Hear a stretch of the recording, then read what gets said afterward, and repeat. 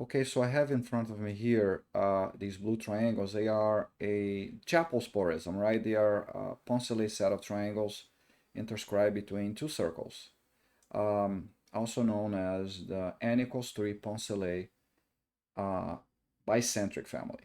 So these are the dark blue triangles. So what I'm doing here is I've set up this green inversion circle concentric with the caustic, the in circle of this family, right? This family has a fixed in circle and a fixed circumcircle. So I've set up an inversion circle, this green dotted circle whose radius I can vary here. It's just a circle concentric with a caustic.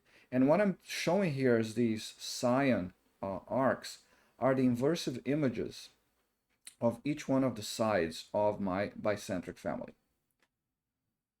So we know that geometric inversion preserves angles.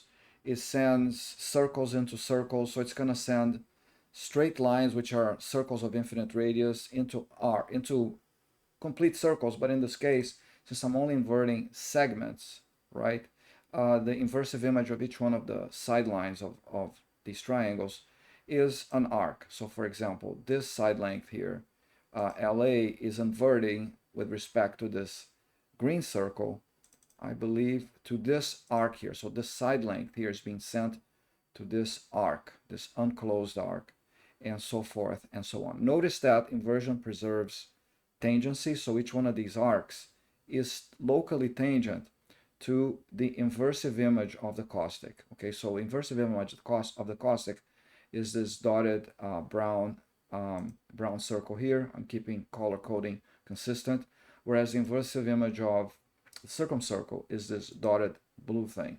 So dotted black circle. So what I'm showing here, what is inherent to inversion, is that if a particular line, in this case a segment, is tangent to this object here, that tangency is going to be preserved in the inversive image. You can see the three tangencies here. Okay, and it would be nice to study what these what this triangle that is implied by these three tangencies is.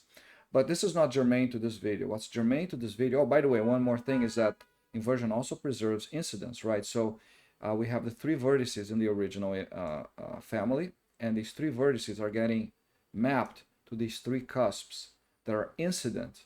You can see here the three cusps that are incident to the inversive image of the circumcircle.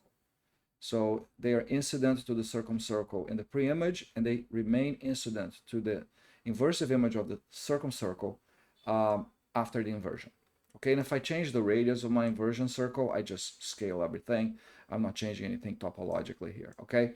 Now, what's germane to this video is an interesting phenomenon. I don't know if it's known and if it's easy to prove, is that I'm showing here on the left three phenomena. So the three radii of these three circular arcs, okay, they are constant and they are equal. So that's kind of cool, right?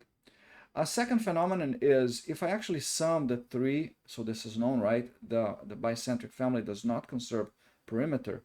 If I sum the three side lengths of the pre-image triangles, the bicentric or chapel triangles, the sum of those sidelines or the perimeter of that triangle is variable. Nevertheless, the perimeter of the three arcs is conserved.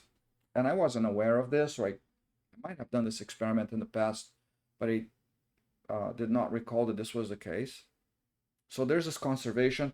I expect this conservation to remain true for n greater than 3. That is to say, if I take a bicentric system with 4 sides or 5 sides and so on, still interscribed between two circles, you're going to get this conservation. What I'm doing here is I'm actually sliding the incenter of the family closer and closer to the circumcenter.